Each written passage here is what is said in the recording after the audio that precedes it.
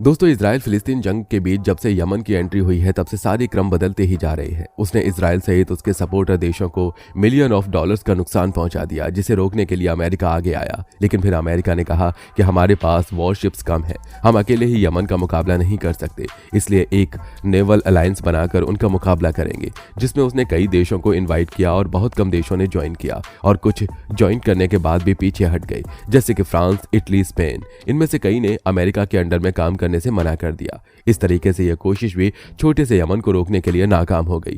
अब दोस्तों, 2 दिन पहले यमन के स्पोक पर्सन जनरल याह्या सरिया ने लाइव टीवी पर आकर ऐसा ऐलान किया, जिससे पूरी अमेरिका नौसेना में हड़कंप मच गया।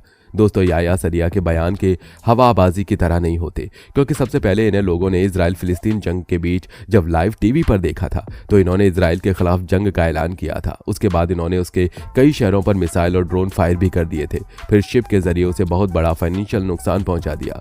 तब से ये जब टीवी पर आई है, इन्होंने जो भी बयान जारी किया है उससे पूरा भी किया है। और इस बार उन्होंने अपने बयान में कहा कि हमारे 4 करोड़ फाइटर यानी यमन की पूरी आबादी इजराइल और अमेरिका से लड़ने के लिए तैयार है।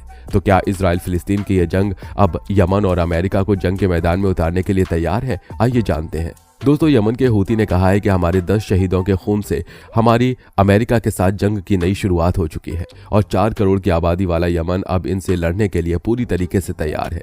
इन्होंने बयान में और भी कई सारे वार्निंग अमेरिका और इजराइल को दी है और साथ ही फिर ये बात दोहराई कि कोई भी शिप जो इजराइल से जुड़ा हुआ है वो रेड सी को पार नहीं कर सकेगा, चाहे उसके लिए हमें कोई भी कीमत चुकानी पड़े।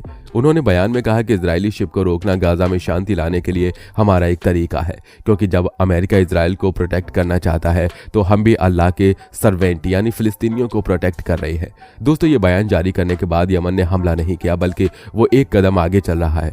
उसने पहले अमेरिकी नौसेना पर हमला किया, उसके बाद बयान जारी किया। अमेरिका ने बताया कि उसकी वॉरशिप यूएसएस पर यमन ने 9:30 बजे 6 जनवरी को ड्रोन अटैक यमन की तरफ से किया गया था। यह अटैक जब हुआ तो अमेरिका के मुताबिक इलाके में कई कमर्शियल शिप भी मौजूद थे। हालांकि उन शिप्स को टारगेट नहीं किया गया था, बल्कि डायरेक्ट अमेरिका नेवी को ही इसमें टारगेट किया गया था। वहीं यूके ने भी बताया कि एक और कमर्शियल शिप का पीछा 6 स्मॉल बोट रेड सी में यमन के पास था। दोस्तों, यमन ने नवंबर से कई शिप को निशाना बनाया है, जिसमें से कुछ पर हमला किया तो कुछ को सीज भी कर दिया। ये हमले पिछले हमलों से ज्यादा खतरनाक और ज्यादा सीरियस थे, जिससे इजराइल को काफी ज्यादा फाइनेंशियल नुकसान भी पहुंचा। इजराइल के अलावा और भी कई देशों को इससे नुकसान हुआ है। ये लोग चर्चा में तब आए जब 19 नवंबर को इन्होंने इजरायली अरबपति बिजनेसमैन के शिप को सीज कर दिया और उसे अपने यहाँ लाकर रोक लिया। वो शिप आज तक रिलीज नहीं हुआ है। साथ ही इन लोगों ने इसकी वीडियो भी दिखाई थी। इसके बाद फिर शुरुआती दिसंबर में इन्होंने यूटी एक्सप्लोर शिप और एक कंटेनर शिप को टारगेट किया था। यमन के मिलिट्री स्पोक पर्सन ने इन हमलों की जानकारी खुद लाइव टीवी पर आकर दी थी। दिसंबर में इन्होंने फिर नॉर्वे के फ्लैग वाली शिप पर हमला कर दिया। उस शिप की तरफ एक मिसाइल फायर की थी जो अपने टारगेट पर जाकर लगी। हालांकि इन दर्जनों हमले में किसी की भी जान नहीं गई, मगर इससे इजराइल को फाइनेंशियली काफी ज्यादा नुकसान उठाना पड़ा। उनके इन हमलों से दुनिया भर के सबसे इंपॉर्टेंट रूट में से एक रेड सी का खतरा बढ़ गया था। इस रूट से दुनिया को सबसे ज्यादा ऑयल, गैस और बहुत सारी चीजें ट्रांसपोर्ट होती हैं, जिसमें सबसे इंपॉर्टेंट तेल और गैस ही है, क्योंकि रेड सी के आसपास के मिडिल ईस्ट देश सबसे बड़े तेल उत्पादक देश है, जो कि यूरोप में बहुत ज्यादा तेल भेजते हैं और ये ऑयल रेड सी से होकर ही गुजरता है। केवल ऑयल ही नहीं, ये फूड प्रोडक्ट्स के लिए भी बहुत ज्यादा इंपॉर्टेंट है, क्योंकि एशियन कंट्रीज से आने वाला पाम ऑयल और अनाज भी इसी रूट से होकर यूरोप की तरफ जाते हैं। दोस्तों, यमन ने ऐसा काम किया कि ज्यादातर शिपिंग कंपनीज ने अपने 1000 करोड़ के शिप और अपने क्रू मेंबर्स की सेफ्टी के लिए अफ्रीका महाद्वीप को पार करके उत्तर की तरफ से इजराइल और यूरोप पहुंचना स्टार्ट कर दिया, जिससे लगभग 19 दिनों में खत्म होने वाला यह सफर 31 दिनों में होने लगा। वहीं दोस्तों, एक और इम्पॉर्टेंट बात जो शायद आपको न पता हो कि आजकल हर चीज़ का इंश्योरेंस होता है और ऐसे ही इन शिप का भी होता है। और अगर किसी शिप को नुकसान होता है तो शिपिंग कंपनी को नहीं बल्कि इंश्योरेंस कंपनी को उसके पैसे देने होंगे। लेकिन क्योंकि शिप को नुकसान बहुत रेयरली पहुंचता था, इसलिए जो इंश्योरेंस अमाउंट था उससे इंश्योरेंस कंपनी काफ़ी फायदा उठाती थी। और अब जब इन शिप को लगातार यमन की तरफ से खतरा पैदा हो गया तो इंश्योरेंस कंपनी ने भी अपना प्रीमियम डबल कर दिया। इस वजह से जितनी भी शिपिंग कंपनी है उनको अपने शिप का इंश्योरेंस कराने के लिए दुगनी से भी ज्यादा रकम खर्च करनी पड़ रही है। और तो और दोस्तों, हूती के इन हमले से मिस्र यानी इजिप्ट को भी ज्यादा नुकसान हुआ है, क्योंकि स्वेज नहर इजिप्ट में है और जितने भी शिप्स रेड सी से होकर गुजरते हैं वो स्वेज नहर को पार करके ही यूरोप पहुंच पाते हैं। और स्वेज नहर में टूल टैक्स लेकर इजिप्ट हर साल $10 अरब कमाता है। मगर अब क्योंकि रेड सी में शिपिंग ट्रैफिक 35% तक कम हो गया है, इसलिए इजिप्ट को नवंबर से अब तक लगभग $27.5 मिलियन का नुकसान हो चुका है। इसलिए अमेरिका सोच रहा था कि यमन का मुकाबला करने के लिए इजिप्ट भी उसका साथ देने के लिए उसकी नेवल फोर्स को ज्वाइन कर लेगा। साथ ही अमेरिका यूएई, सऊदी अरब और जॉर्डन को भी यमन के खिलाफ अपनी नेवल अलायंस में शामिल करना चाह रहा था, लेकिन बहरीन को छोड़कर किसी भी मुस्लिम देश ने अमेरिका की इस फोर्स को ज्वाइन नहीं किया। हूती विद्रोहियों का कहना है कि लाल सागर में सिर्फ इजराइल से जुड़े जहाज ही उनके निशाने पर है, दूसरे देशों के जहाजों को कोई खतरा नहीं है। लेकिन जो देश अमेरिका के नेतृत्व में बनी फोर्स का हिस्सा बनेंगे उनको हूती निशाना बनाएंगे।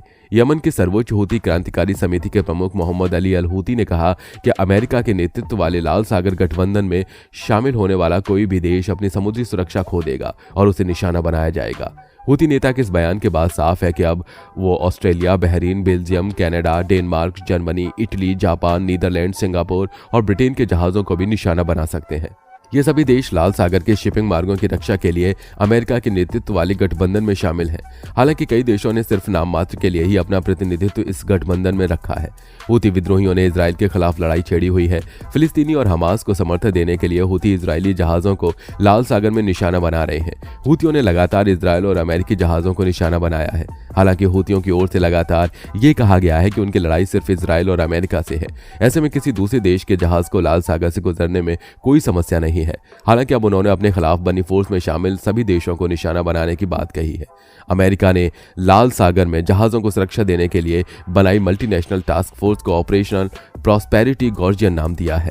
अमेरिकी रक्षा मंत्री लॉयड ऑस्टिन ने इसका ऐलान किया था। अब हूतियों की चेतावनी के बाद कुछ देश इसमें शामिल होने को लेकर शायद ज्यादा अनिच्छा दिखाएं। अमेरिका ने लाल सागर में ऑपरेशन प्रॉस्पेरिटी गॉर्जियन का ऐलान करने के बाद बताया कि 9 देश इस ऑपरेशन में शामिल हैं, लेकिन अमेरिका के कई अहम सहयोगी भी इसमें शामिल होने से कन्नी काटते दिखे हैं।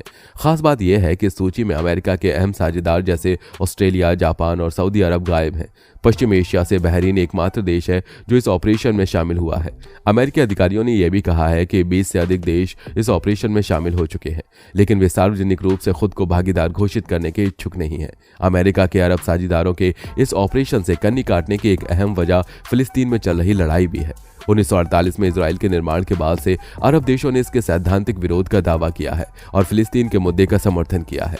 भले ही कई अरब देशों के इजराइल के साथ संबंध है, लेकिन गाजा में जिस तरह से इजराइल की कार्रवाई की मानवाधिकार के नजरिए विश्व स्तर पर निंदा हो रही है, उसे देखते हुए वो इजराइल के पक्ष में नहीं देख सकते हैं।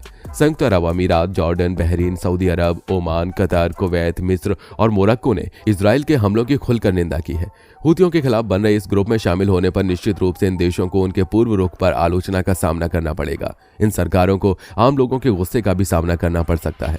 अमेरिका के खास सहयोगी सऊदी अरब की बात की जाए तो सऊदी ने लंबे समय तक यमन में हूती विरोधी ताकतों का समर्थन किया है और लंबी लड़ाई लड़ी है। अब जबकि हूतियों ने यमन के ज्यादातर हिस्से पर कब्जा कर लिया है, तो सऊदी अरब फिर से उनसे उलझने को तैयार नहीं है। वो अब बातचीत से मामले का हल चाहता है और शांति वार्ता में भाग ले रहा है। अरब देशों के अलावा दूसरे देशों में भी इस मिशन में पूरी तरह से शामिल होने को लेकर अनिच्छा है। स्पेन के रक्षा मंत्रालय ने कहा कि हम लाल सागर ऑपरेशन में एक तरफा भाग नहीं लेंगे। इटली इतालवी जहाज मालिकों के विशिष्ट अनुरोध पर नौसेना फ्रिगेंट वर्जीनियो फॉसन को लाल सागर में भेज रहा है, लेकिन ये ऑपरेशन के तहत नहीं किया जा रहा है। नीदरलैंड ने कहा है कि वो 2 स्टाफ अधिकारी भेजेगा और नॉर्वे के 10 नौसेना अधिकारी बहरीन भेजेगा। डेनमार्क ने कहा कि उसकी भागीदारी एक अधिकारी को भेजने के रूप में होगी। ऑस्ट्रेलिया ने कहा है कि वो कोई जहाज या विमान नहीं भेजेगा, बल्कि संयुक्त समुद्री बलों में अपना योगदान 3 गुना कर देगा।